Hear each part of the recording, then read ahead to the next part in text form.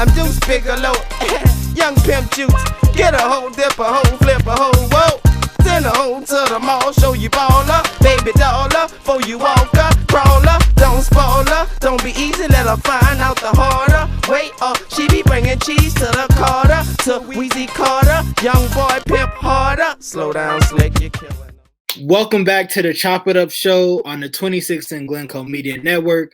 I am your host, Marcus Flowers, aka Flo, aka Call Me What You Want, just don't call me lazy. And today I am joined by a person whose podcast I have admired. He just finished season 1 of his podcast, and he really hit it out the park. This man is he's always working. He's always down for the cause. And him and just seeing his work has always inspired me to go stronger in my field. Today I am joined by Devin. No One Cares. Devin, how you doing today, man? Love, bro. Love. I'm doing good, man. We busy. We're moving around a lot, but we blessed for sure. Right. Doing good, man. I appreciate you having me. Oh man, no worries. So I know we kind of have a back and forth with our musical opinions. Oh yeah. And I will say I may have to walk back some of my Dom Kennedy hate because I listened to Rap and Roll today. And I was only I was about 4 tracks in.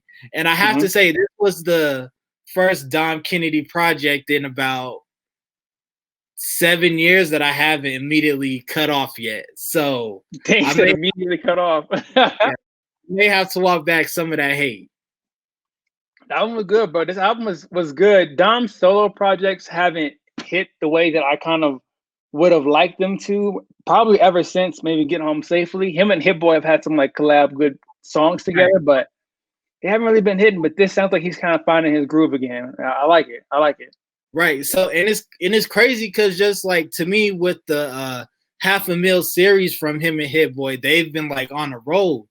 And I was like, okay, well, maybe we'll expect that from Dom. And then he dropped a project earlier this year, and I was like, this don't sound like Dom with Hit Boy. For real. It seems like this one he really like just like I haven't listened to it all, but it seems like he's really starting to like find his stride again. Yeah, exactly. I do want him and eventually I want Dom and Hit Boy to do like an album style where like they did with Big Sean, where they did with Nas, where Hit Boy produces a majority of the album. I would like to hear that with like Dom being like the artist and then Hit Boy being the producer in the back for the whole project. I don't know if we'll ever get that, but I think that could be the one for Dom especially with the year that Hit Boy's had. That could be the one. Right. And speaking just like Hit Boy, he's a decent rapper, but he's not like, I don't know, he's just not like the rapper who like I'm a go-to. Like he's good like with features and getting short spurts, but when it just comes to like him by himself, he's not really he's not really the rapper I would go to. But yeah, I would love to hear a Dom Kennedy album with just Hit Boy as the producer. 1000%. I feel like we'll get that. I don't know. I know Dom's never gonna sign to a major label, but I think that like big album that I feel like Dom has that he just hasn't delivered yet. I think Hit Boy produced the album would be the one. That'd be the move. But I don't know. There's no telling with Dom. Honestly, there's no telling. Right, and it's like with Dom, he kind of takes like a year off or so. Like he really does it at his own pace, 100%. Which is always like a great thing to do. And he's never had to worry about like contractual obligations or having to fulfill this much amount of projects throughout a year. So it's always refreshing to see an artist like that. However, I will say his self-titled project by Dom Kennedy, that was the album that made me go to streaming just completely. Because I was like, why did I waste my $10 on this? And I could have paid $10 a month and get everything. So that was the album with the white cover, right? With the white background. Yeah, that album was okay. Following up what it followed up, yeah, that was like damn. Yeah. And I was like, dude, this was like a waste of money. Like that literally was the album. I was like, you know what? forget it. We're going to Apple Music after this. Hey, listen, bro. He told you OPM. He told you what it was about. Other people's money. You other people. Right? Nah, for sure. I will say this though. My bad. One thing about Dom, real quick. I will say this with Dom. Dom is starting to become like he's falling not under the shadow of Nipsey, but that same kind of street cred that Nipsey got. I see Dom getting that in like hip hop with the underground, like West Coast legend. I'm really waiting for Dom to kind of step into a lyrical area where he's talking about some more real shit. Like I feel like I don't really know Dom other than his kind of like, I guess you can say style, slightly braggadocious, talking about his neighborhood a little bit, but a lot of his shit's about like women and pulling girls and relationships. I feel like Dom has a side where he can talk about business and he can talk about what's really going on, but I don't know if he'll ever allow himself to do that. I feel like I feel like I still know Dom, like the Dom Kennedy of now. I feel like I still know the Dom Kennedy of the past who's been talking about how he pulled women and all that shit. I feel like Dom has it under his sleeve, but he hasn't let it out yet.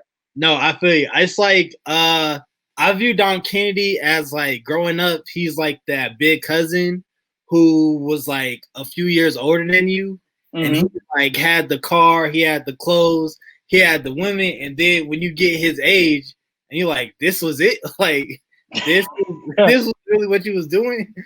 But yeah, I feel like I kind of like I see what you're saying about Dom, but I would never, I don't put like expectations on Dom Kennedy anymore, just like because like I don't want to be let down anymore, especially like, and even like I felt for with like Big Sean, and he was like, oh, this album's gonna change and Detroit 2 is like the best. And then I heard it and I was like, this sounds worse than the first Detroit.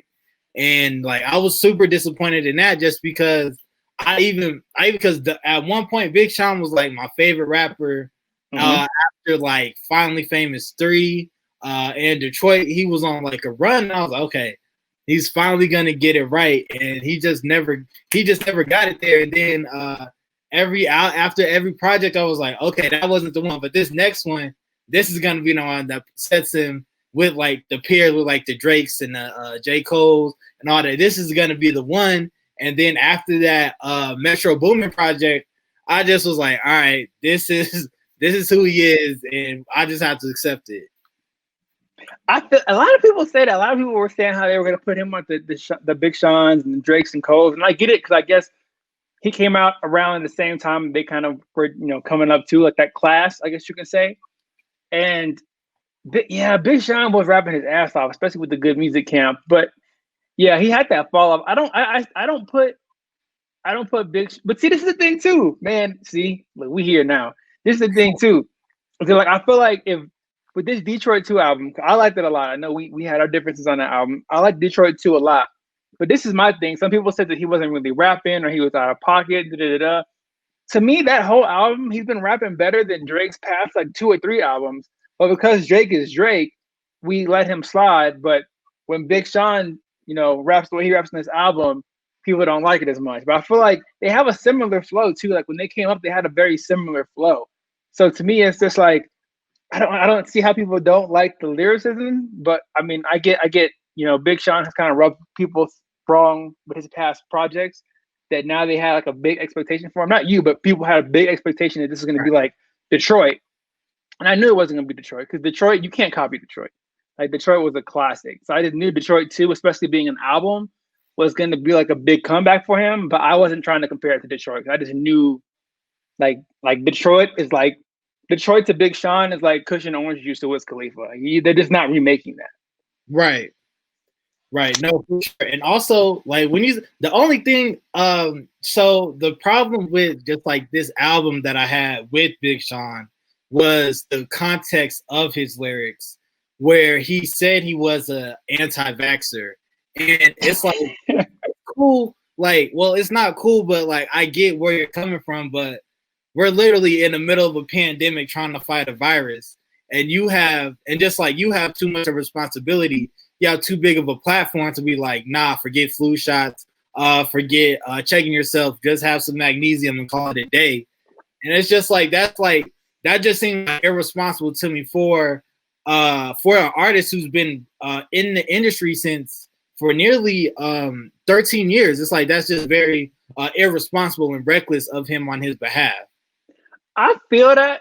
I feel that. That point, that's very valid. I can't even say I disagree with that. But I think in my mind, the way I looked at it, when he said that, it kind of touched, to me, it tapped into the relationship that black people have with medicine and like, like the medical field, because how off the medical field is for us when you look at the rate of like the rate that black women who pregnant black women die, their mortality rate. When you look at like the Tuskegee experiment, like things that have happened to us in the past, we almost in a sense have a reason to question modern medicine because we've seen how it's been manipulated, like it's been able to manipulate, black people. So I can get why Big Sean has that kind of mindset, especially if that was his experience.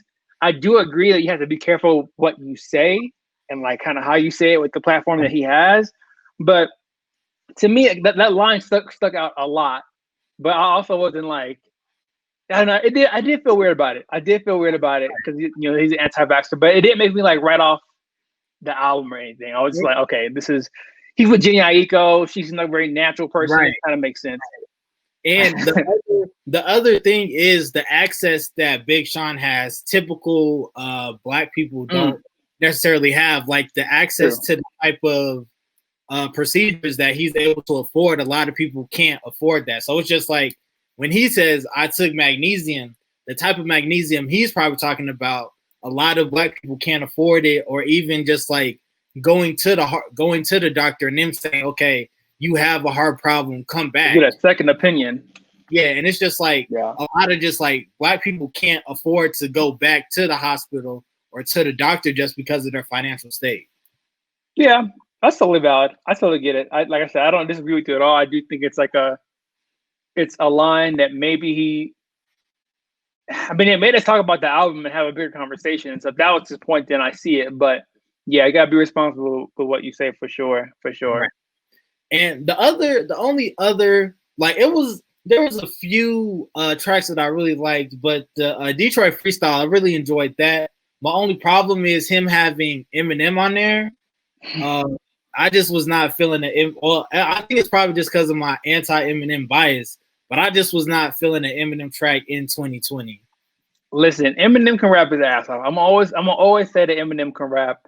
I, of course, as a kid, was a big fan of the early Eminem, but to me, some of the shit sounds the same. Like the stylistically flows is just rapping faster, which is like a common thing with white rappers.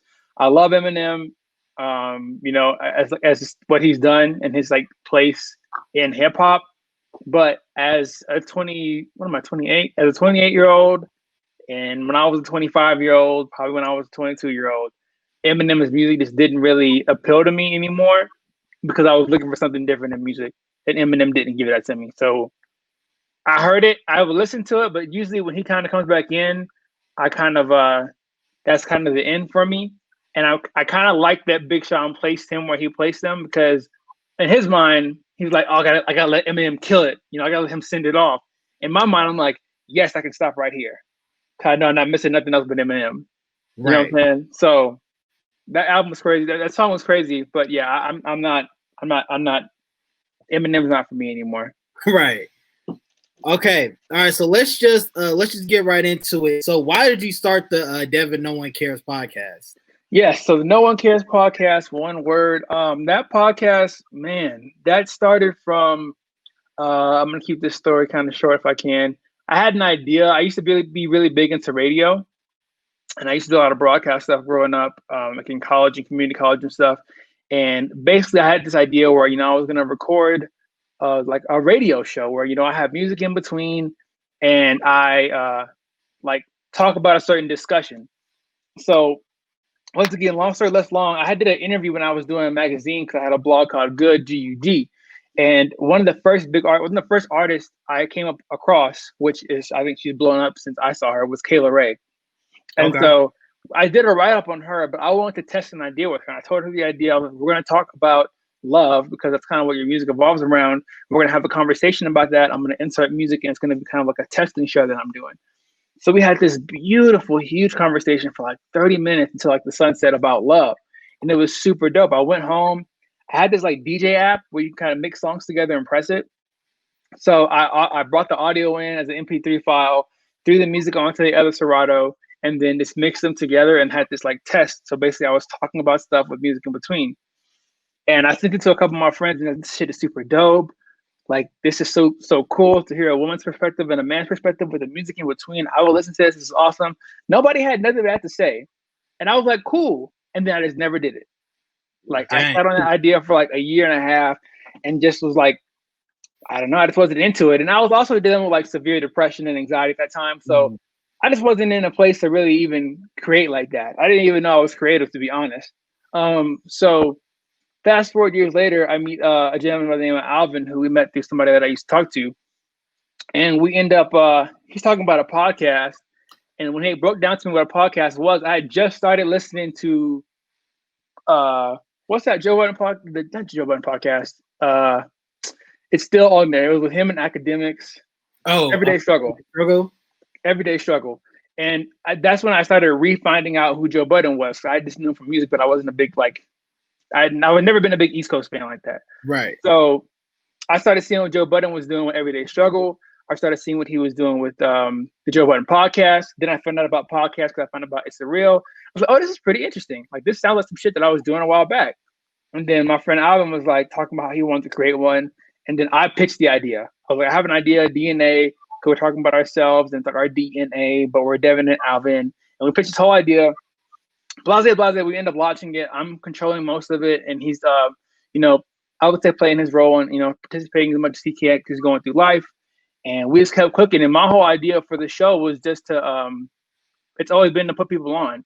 Like, how can I help out other people? How can I show creative what we can do? How can I really, put people on? And so ever since then, I've taken over and created the show to be the No One Cares podcast and a podcast of my own. But the purpose has always been, and the purpose is now, to just show Black creatives and, BIPOC creatives, just, creatives of color, but most importantly, Black creatives, that they can be whatever they want to be. And not just tell them, because like you hear that shit so much in your life, and sometimes it just loses its meaning.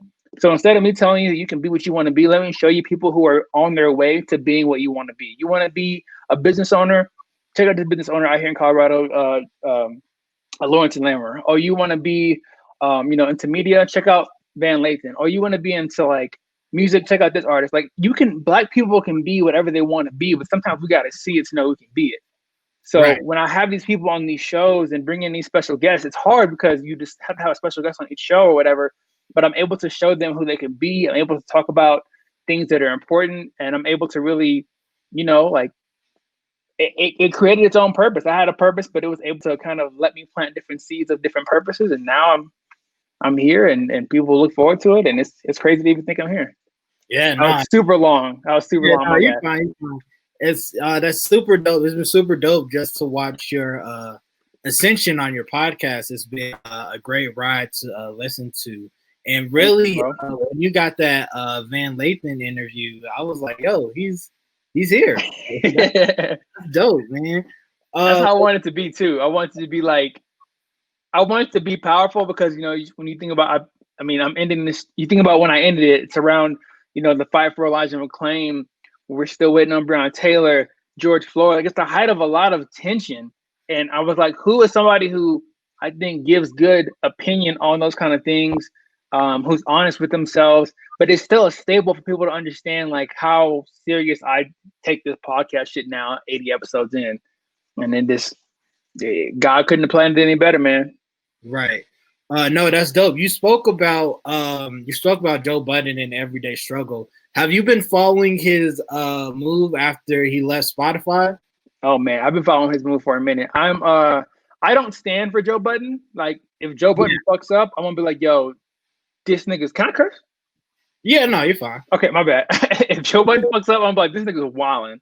Like, you're wilding, Maul, you wilding, Rover, you wilding. Like, I'm gonna call them all out. But I see what Joe Budden is trying to do, and I really respect his transition as a musician beforehand. I really respect his transition, so I really do see him as a pioneer, and I've been following his every move.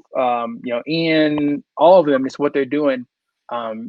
I like what Joe Budden's doing. I'm a little nervous to see if Joe Budden is really for the creative, to see if he really reaches out to people and starts building something big because he can. I know enough people follow him that he can really build his own network if he wanted to. Because I know there's some really good podcasts out there other than the people who may be in his circle. But I like this move and what he's doing, and I like how he's, as a Black creative, he's going in there and exposing these white ran industries and letting people know how they're treating Black people who are bringing a lot. Just like America, we built this fucking country, we helped build this fucking country, and they don't give a shit back. You go into these white businesses and you see kind of the same trend or the same kind of treatment. So it's nice to see people get in these positions and then do that kind of stuff. Right. No, I think it's interesting because the first show that he announced on the Joe Budden Network was See the Thing Is, and it's with Bridget Kelly, Mandy, and Olivia Dope, who's an artist. But I find it interesting because Mandy is also on like the original member, Charlamagne's network with the Horrible Decisions podcast. Oh, so, she is? Yeah, she is. Oh, so Mandy is, that's right. Yeah. So it's like I want to see how that goes about. But I do like how he preaches talking about just like ownership and the importance of owning your IP and just like being yourself through and through. And if there's like one thing that you can definitely take away from Joe Budden, is that he's been himself his whole, like literally his whole career. The whole time. And he's grown. Like he's grown in front of us, honestly. Right. And it's kind of like crazy to think from because the first time I even heard about his podcast, he was like yelling about views. And so I was like, all right. I remember that. I was like, all right, this is I was like, because it was crazy. I was on like a plane and I like downloaded it just like, oh, let me hear what he has to say. And he would just like yelling. I was like, dude, that was like OD. And so like a lot of people didn't like him because he does his fucking yell, and I get that because that nigga's yelling. And it's like he's grown from there to be a little bit just like less calm and more direct. But I do like what he's doing. I also think just like his YouTube thing is a great idea, just so that other networks can see like, yo, this is me really doing it, and him trying to not only empower himself but the people around him. Yeah, for sure. I will say this: the only thing I hate about his move is that logo. Yo, Ian, Joe, Roy, if y'all need somebody to recreate that logo, please. If not me, I know somebody who can recreate that logo. That logo is crazy. Right. Like, like not good to me. Yeah, I was like, that's all right, okay. Right. All right. I respect it. It's a small piece of a bigger thing. So it's not that big of a deal. But I was just like, damn, Joe, like, but it's all right. We moving. Right. Okay. So after you finish season 1, what have you gained from your podcast? Oh man.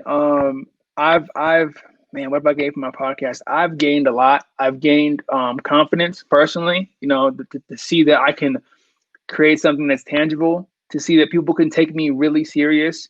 It means a lot when you create something that you treat like a business and people know you for it, because a lot of times we only get that recognition from our jobs, and we kind of want that recognition from our boss, or kind of have a boss to run shit. So when you create something like this and you're the sole creator, you're the CEO, the designer, the marketer, and everything relies on what you give it, and then you start to see people send you things like, I would have never did this if I didn't listen to the show. Oh, what a great episode, I didn't know this. And you start hearing those kind of things, and you see that feedback from all the hard work you put into it. You can't help but feel like, you can really do this. Like you can really do this. People are really watching, and you're actually creating your own brand. Like you've already done it. And so to see that I'm able to do these things on my own, that was a big confidence booster, man. Like that was really big to me. So I say confidence. It's been a great feeling to finally see that I can have a purpose in this fight for liberation right now too, because now that I'm able to turn this podcast into something where we don't just start off about music, and I still have a big passion for music, as you can hear earlier, but it's turned into something more meaningful. It's like, what can I give my Black creatives, my brown creatives? What can I offer them more than music? You know what I mean? At times music has been there for us a lot, but at times music has also failed us. and we can't just rely on music. You know, we have to rely on other things because Black people can be more than musicians and athletes. So now I have these people up here in different positions. They may be in the music industry, fashion industry, politics. It's different industries because Black people can do anything. So to now see that I have a purpose to where I can have people tune into the show and hear about why they should vote, hear about the real story of Elijah McClain, to hear about, you know, it could be music or news or just, you know, these stories that these people have. I think it's super important. I think that I kind of finally found my, I don't want to say niche or whatever, however you say that word, but I've definitely found something that people can really grab onto. So that purpose was really big for me because now I have a brand. I never thought I'd have a brand. Right. So you actually just said the next question. So what is the importance, because you started off as a podcast, but it seems like you're evolving into something that's so much more than just being experienced. So tell me the importance of building a brand. As a Black man, as a Black person, I don't want to keep saying as a Black man, as a Black person, I've learned the importance of building a brand. Recently, I've been discovering, and Fred Hampton said this, that you really can't, you know, Black people can't truly be free with capitalism. So I'm understanding that because a lot of our kind of people that we look up to, like the Master P's, the Jay-Z's, they kind of preach a lot of Black capitalism, but also capitalism is a big factor when it comes to racism, because you really can't have racism without capitalism. And you know, you can look that up, how those two coincide with each other. But when I kind of think about that, I think about, you know, having something tangible. And I always thought to myself, you know, being from Corpus Christi, Texas, which is a very small city, how can I create something for my own when I don't have the options? The options aren't there. I don't want to just I can't just move to Austin. I can't just move to California. I can't just move to New York. So you learn that you have to sometimes create your own things, like create your own opportunities. And so a lot of people don't look at it this way, but your name is a brand. If social media has taught us anything, your name is a brand. You know what I mean? Like what you create and what you do stands behind your name. When you go to an interview, you're representing yourself like a brand. You're trying to sell to somebody else why your skills and what you do is valuable to them. Sounds like a brand to me. Sounds like you're trying to sell something, like yourself. So we're always a brand. Our name is just a brand. That's how the way this society is run. So why sell your brand to people all day to do something you hate when you can actually make your own brand to do what you love? So that's why I think the importance of a brand, because not everybody has to create something and you know, be, you know, an artist, a musician, a clothing designer, whatever. But sometimes just creating a brand to have a creative outlet and to have that freedom of expression is important too, because you don't know where that'll lead you to. You don't know what doors those are open. So I think everybody should kind of think about, you know, how they want to carry themselves as a brand and what they want to do and how they can push themselves out, because there's just so many opportunities that lie between that. And there's a lot of freedom within that too, because you just don't want to have a fucking boss all your life, I feel like, too. Right. Nah, super dope. So leaving your professional career for a second, I just want to say congratulations on your engagement, man. That's super dope. Oh, man. Thank you, bro. Thank you. Hey, it's been a long time. We Really? Still got a long way to go, but. Yeah. Okay. So what made you just decide to get engaged? Like, was it just like it was time, or did y'all talk about it, or like how did that come about? So the way we met, bro, I can't say that without saying how we met. We met at church. I used to go to the church that we used to go to is how we met. We met at a Bible study. I have a church background, but like I have more of a spiritual background than a religious background when it comes to church.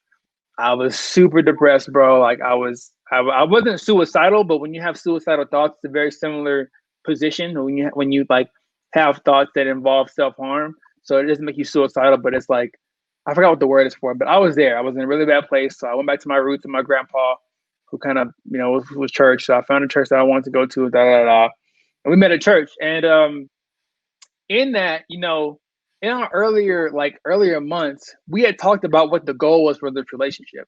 Like she was like, I'm not just gonna get into a relationship where I don't know what the goal is. Like, what is the goal here? And I was like, cool. Like, I mess with that because, like, also, you know, I've been there too. I don't want to get into another relationship where I'm just like doing this shit for no reason. I already have to take care of myself and learn to love myself. So I don't want to get into a relationship that's gonna deter me from that, you know. And we talked about we want to get married. That's the goal in this relationship. If we're gonna continue in this relationship, the goal needs to work towards marriage. And I think God brought her into my life. I think that's why we're here. So I think we've had a lot of godly things. There's been stories about where we prayed together and watched things change right before our eyes. Like I said, I'm a very spiritual person. So to see kind of how he's kept her in my life, to see how he's used her to make me better, to realize things, to do all these things has been great. So when I felt like it was time, he provided the resources to make it time. I got a little bump in pay. It was enough to finally get that ring. Everything panned out. It was just it was above me, bro. So it all worked out. It was time, and she's the one. This engagement shit's really hard. I'm still trying to be a better person. This shit is not for the weak. I don't know how they make this shit look so sweet. Like this shit is so tough. But I also want to ask you, how is preparing a wedding during a pandemic? Like I know I've been watching some of you guys' IGTV videos for like venues and stuff like that. It's interesting, bro, because a lot of these venues are willing to work with you because everything's been fucking canceled. But also people have been pushing off this stuff for like the next year. And so a lot of things are filling up for 2021 already. We're able to have a small wedding because of what we want to do. So that's kind of easy because it makes things cheaper when it comes to paying per person and things like that. But it's interesting. It's kind of a task. It's kind of a challenge. But you can't let it stress you out. Everybody's having a wedding. Everything's been changing. Everything's been different. Everything's been adjusted. So it's difficult. It has its challenges. But for somebody like me who's always kind of wanted a small wedding, and somebody like her who's also wanted a small wedding, it's kind of working to our advantage. Right. That's super dope. Once again, congratulations to you, man. Thank you, bro. Thank you. Man, no worries. So like what? So you just finished your first season of the podcast. What things have you done to improve just like the quality of your podcast over the first seasons? Just because I know as a content creator like myself, you're always improving on your craft. You're always trying to learn more. So what did you do through that first season that you think helped you towards the end? Oh man, what did I learn or what did I do? Both. I think, man, towards the end of the season, I think I just learned that the purpose thing, bro. Like figuring out how to stay. It wasn't about relevance. It wasn't about creating cool shit no more. It was just about like being purposeful. You feel guilty talking about the latest album or like certain shit when we're dying every day. When you want the police to be abolished, when you see things like Breonna Taylor not getting, the justice that she deserved, like you see that kind of shit and you don't want to talk about nothing else. Like nothing else matters to you at that point. You know what I mean? It's like for what? And you can get in a weird place, in a weird space, and then you want to help. I'm not somebody who's always out there on the front lines protesting and like marching. And I feel bad. Like, why? Like, I want to be out there, but it's also a pandemic. Like, how can I play my role? And then you just start, thinking about what I did. I always start thinking about, what how Black people in the past played different roles in the fight for liberation. James Baldwin, is his name, right? James Baldwin. Yes. Yeah. He wasn't somebody who was always out there marching and like with like riots or doing all that kind of shit. He was like writing about things. He was speaking at certain events. He was using his voice and his pen and his mind to really pen the times and to speak to the people in ways that maybe protesting couldn't.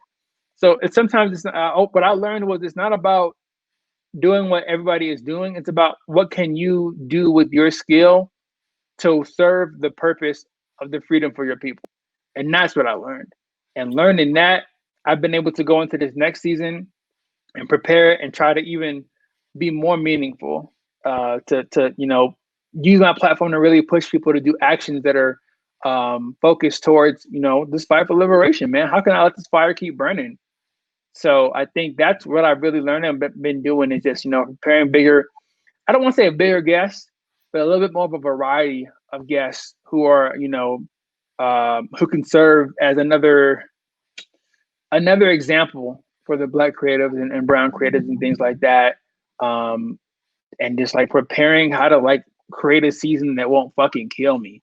Because doing 80 episodes with like no break and then having forced breaks, and that is a lot. So I can say one thing is that my next season is going to be 10 episodes. Hopefully going forward, every season is 10 episodes. And that way I can like create, refocus, re-strategize, 10 more. Recreate, like that kind of cycle of things. So that's kind of what I learned and what I'm doing. Okay, very dope. And just lastly, where do you see the No One Cares brand in 5 years? Oh man. It depends. I think the No One Cares brand, I think right now what I'm doing is, and it kind of speaks to what we talked about earlier, is I want my name to be something. So like, I don't know, well, you probably haven't seen it, but when you get like an email from me now, you'll see like the DVN at the bottom. That's like my new logo for my name. I'm ready for my name to be my brand. Because I look at what I've done, and Devin has created magazines and had a whole digital platform by himself. Devin has blogged and created his own websites. Devin is a marketing coordinator and specialist, social media specialist, like a lot of the shit that I do.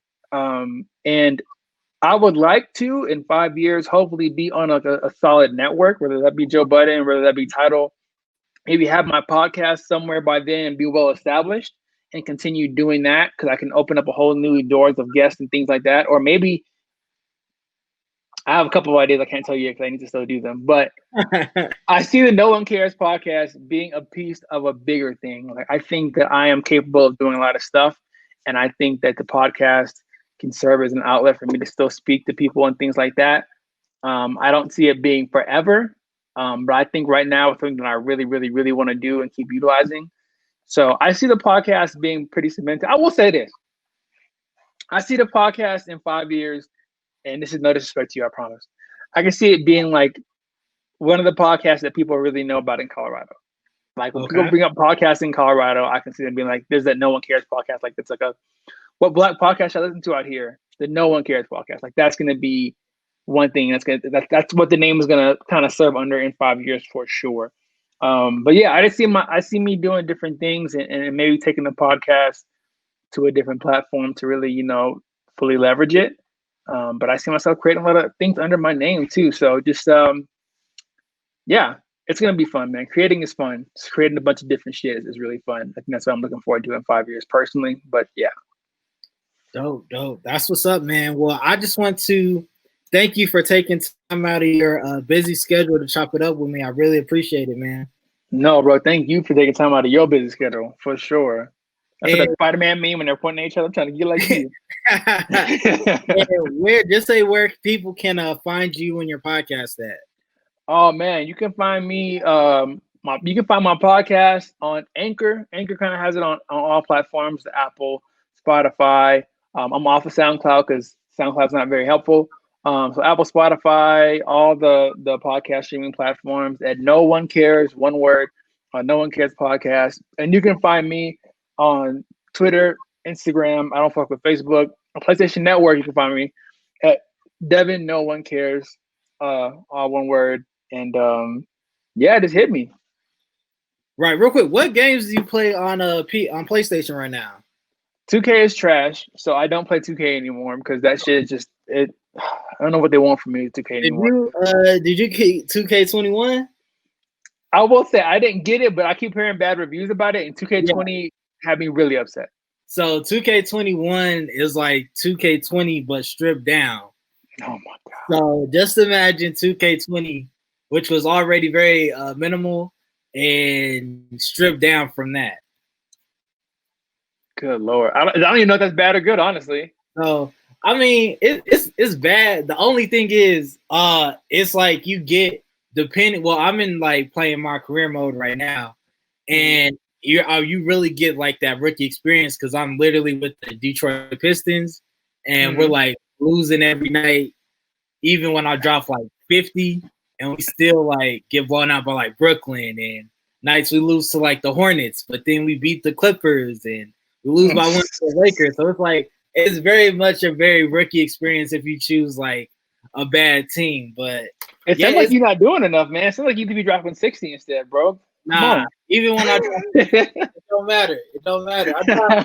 I remember I dropped 65 on Brooklyn, and we lost by 30. And damn. All right.